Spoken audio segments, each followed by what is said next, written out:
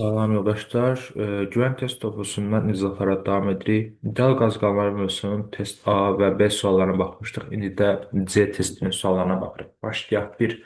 Hündürlüyü 30 sm olan silindirdə 27 Selsi temperaturda qaz var. Qazı 20 Kelvin qızdırdıqda Porsche nə qədər yerini dəyişər? Əvvəlcə bunun 27 Selsini Kelvinə çevirək. Yəni üstünə 273 gəlirik. Bu bizə verir 300 Kelvin. Başlanğıcda bunun temperaturu 300'dür. Sonra bunu 20 Kelvin qızdırdıqda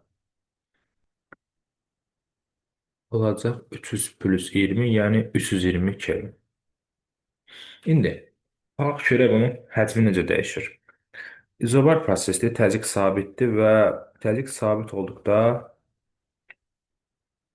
bu zaman həcm temperaturdan düz asılıdır. Yəni V2 bölü V1 bərabər T2 bölsün T1. Yəni 320-ni bölürəm 300-ə, bu bizə verəcək neçə? 30-da 32. Hər tərəfi 2'ye bölsək 15'də 16. İndi bizdən deyir ki, Porsche nə qədər yerini dəyişər. Hündürlüyü də 30 santimetrdir əvvəlcə. V bərabər S vurulsun H olduğundan elə V'lərin nisbəti elə H'ların nisbətidir. Onda H2'ni böl H1 15'də 16'ya bərabər olur. Buradan H2'ni tapanda 16 vurulsun H1 bölünsün 15. 16 vurulsun H1 bizə verib 30. Bizə verəcək 30 bölünsün 15. 2 vurulsun 16 32. Deməli, mənim sonrakı hündürlüyün qiyməti 32 santimetrdir. Əvvəl 30 idi, indi 32 idi. Nə qədər yeni dəyişdi? 32 çıx 30, yəni 2 santimetr yerini dəyişdi. Cavabımız olacaq. İlk sualda A variantı.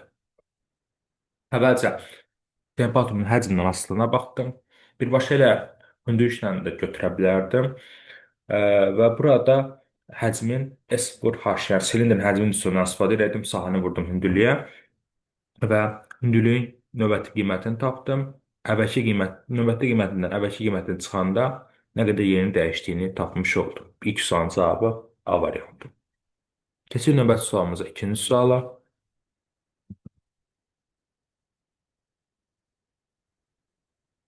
Sabit kütlədə qazın temperatur 50% artıqda, həcmini isə 50% azaltdıqda təzyiq necə dəyişər?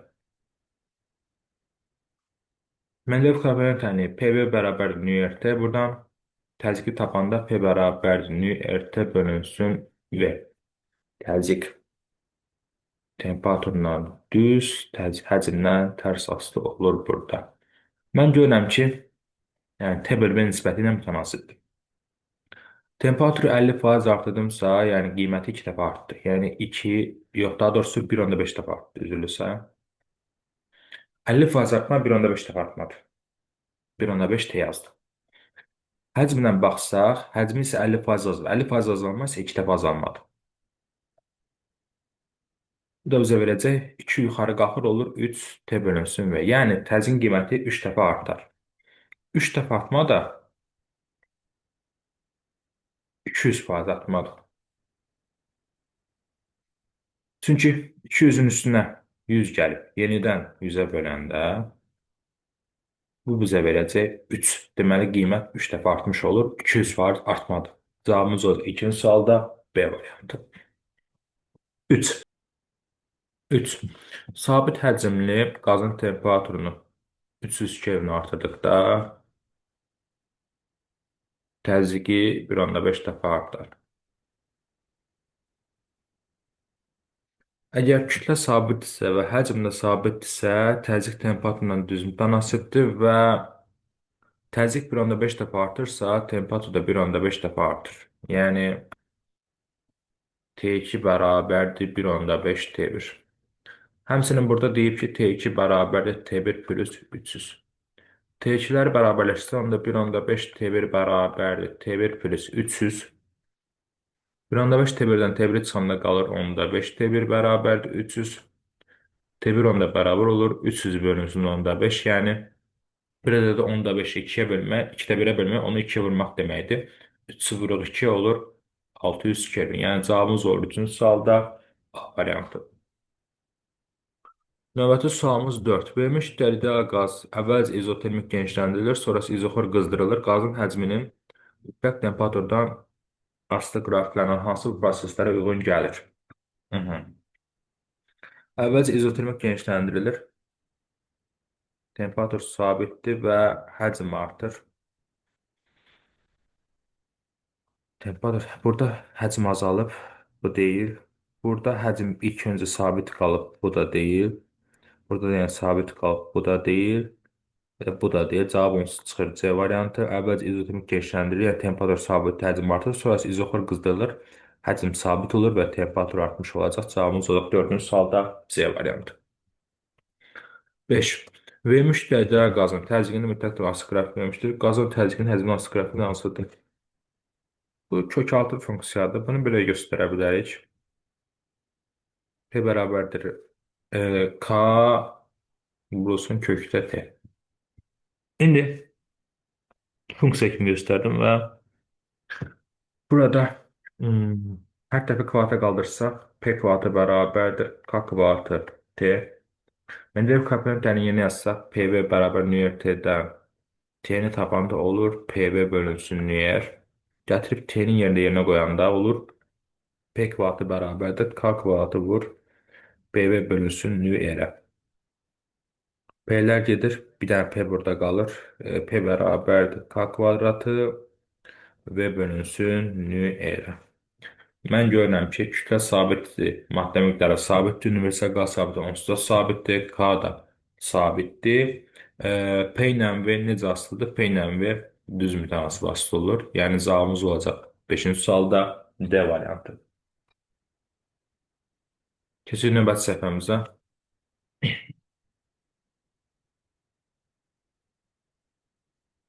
6.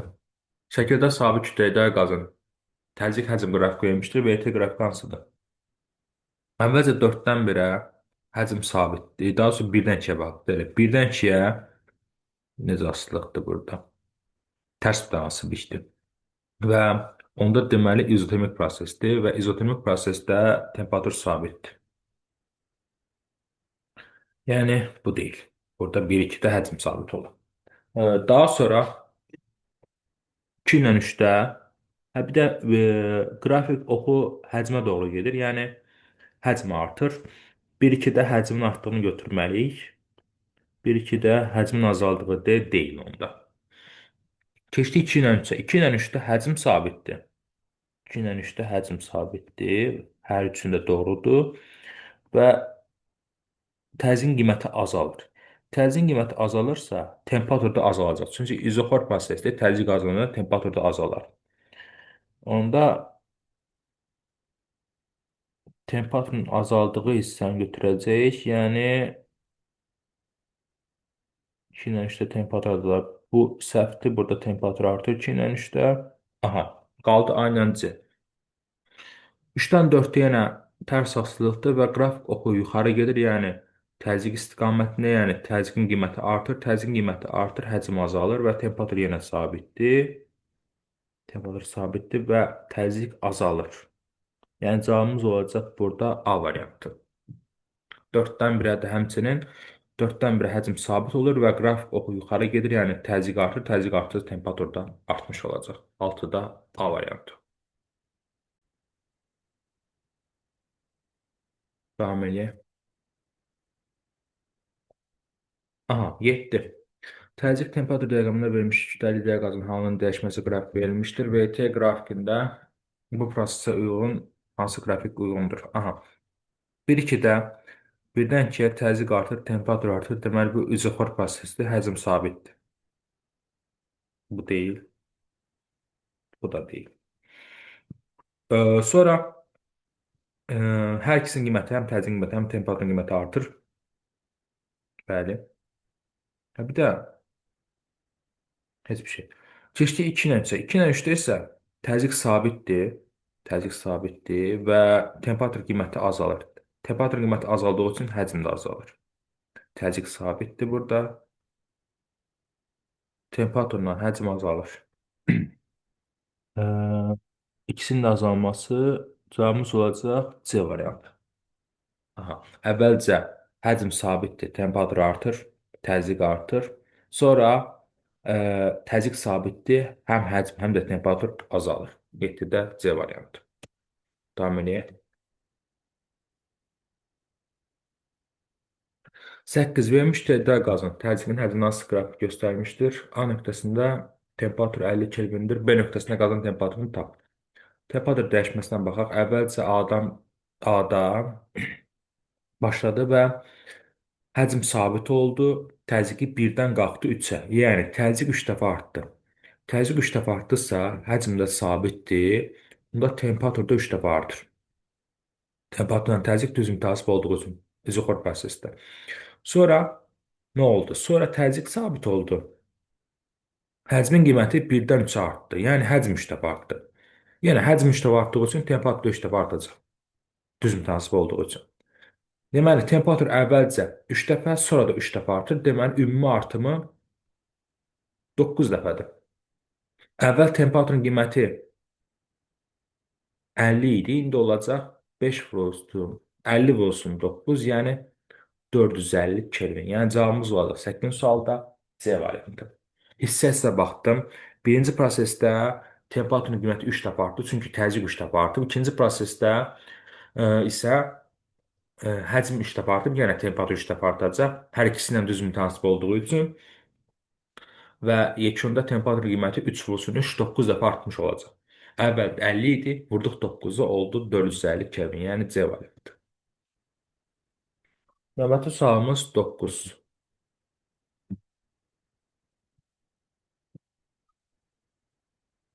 Deməli, 1-2-də təzyiqlə həcm tərs mütasibdir. Yəni izotermikdir və ox istiqaməti həcmə doğru, yəni həcm artır, digəri təzyiq azalır.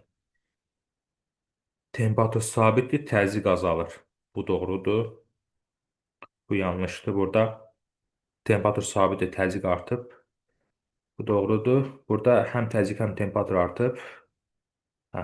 Deməli, A, C, Y qaldı. Keçdi 2 ilə 3-ə. 2 ilə 3-də təzyiq sabitdir. Ox istiqaməti sağa gedir, yəni həcm artıb. Həcm artıbsa temperatur da artıb. Yəni təzyiq sabit oldu, temperatur artdı. Bu doğrudur, bu da doğrudur, bu da doğrudur. Hamısı doğru qaldı. Keçdi 3-dən 4. 3-dən 4-də isə həcm sabitdir və ox istiqaməti yuxarı təzyiq artır. Təzyiq artırsa temperatur da artır. Yəni hər ikisi artdı. Həm təzyiq, həm də temperatur artdı. Bu da A variantı. 3-dən 4-də hər ikisi həm təzyiq, həm də temperaturun qiyməti artmış olur. Burada temperatur sabit olub, burada da e, temperatur artıb, təzyiq azalıb. Cavabımız da 9-cu sualda A variantı.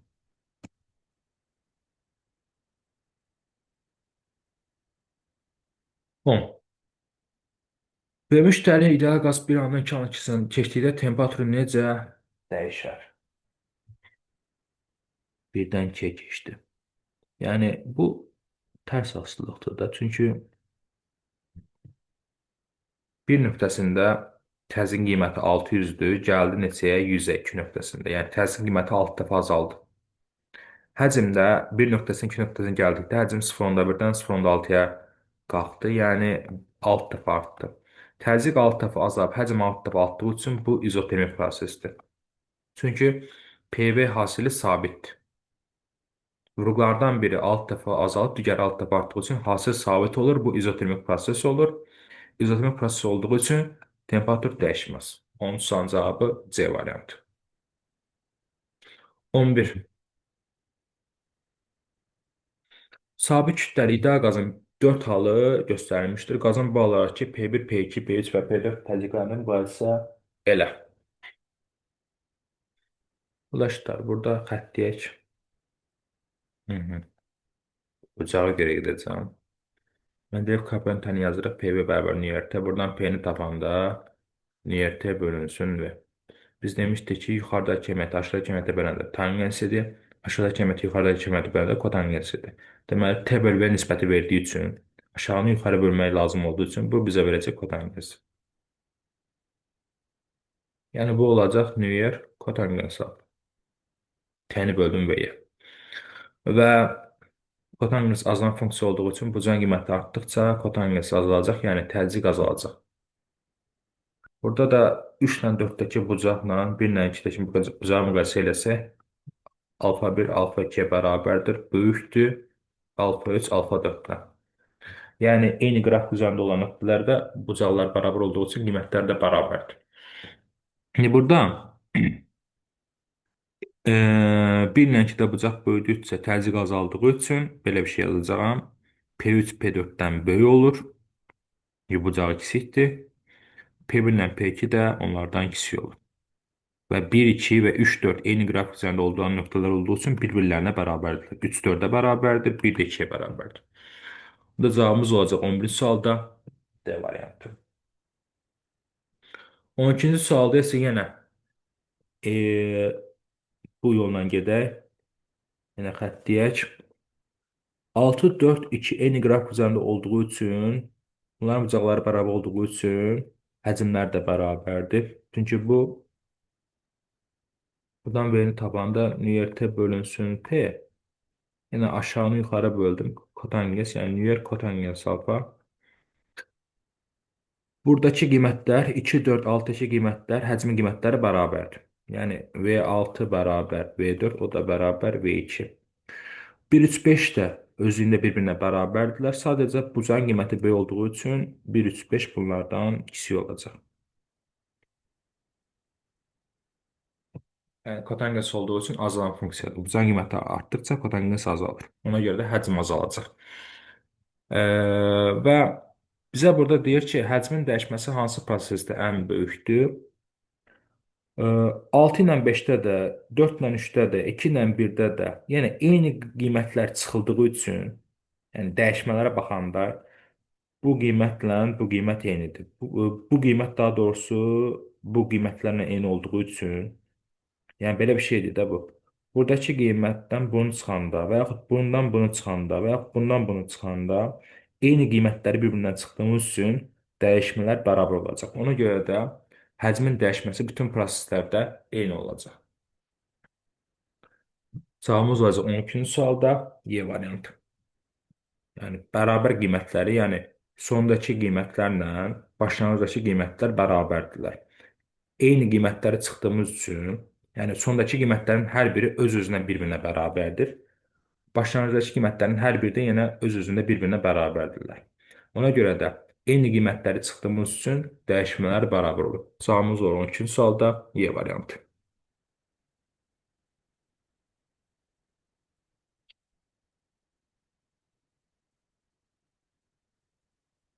13.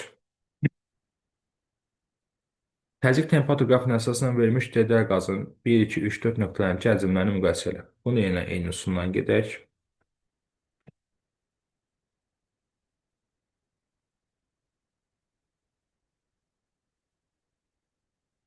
Yenə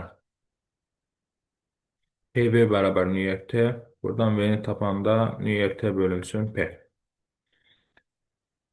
İndi T-ni P-yə böldüm, yəni aşağını yuxarıya böldüm, bizə verdi kotangensi, yəni nöqtə kotangens alfa və bucaq qiyməti artdıqca deməli kotangens azalır, həcm azalır. 4. Ən kiçik bucaqdır, yəni alfa 4 kiçikdir alfa 3-dən, o da kiçikdir 1 ilə 2-dən. 1 ilə 2 eyni qrafik üzərində olduğu üçün bərabərdir bucaqları. 3 ortada olduğu üçün 3-ün ortada yerləşdiyi 4 cək bucağın qiyməti ən kiçikdir. Həmin tərsini yazacağım onda.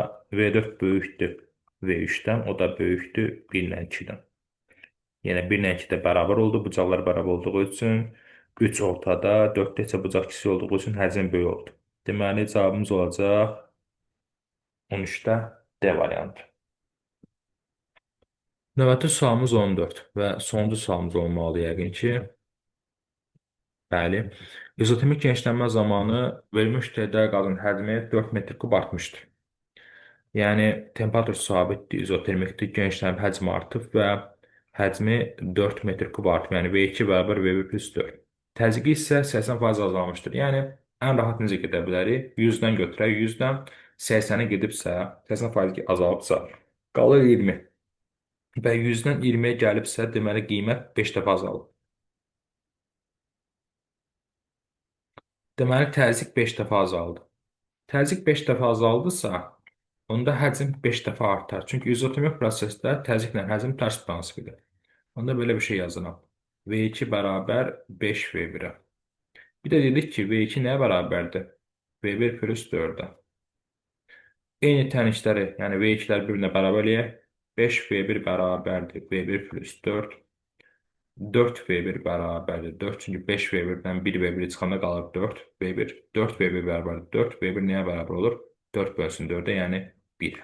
Deməli, başlanğıc qiymət 1 metr kuba bərabərdir. Bu qədər yoldaşlar.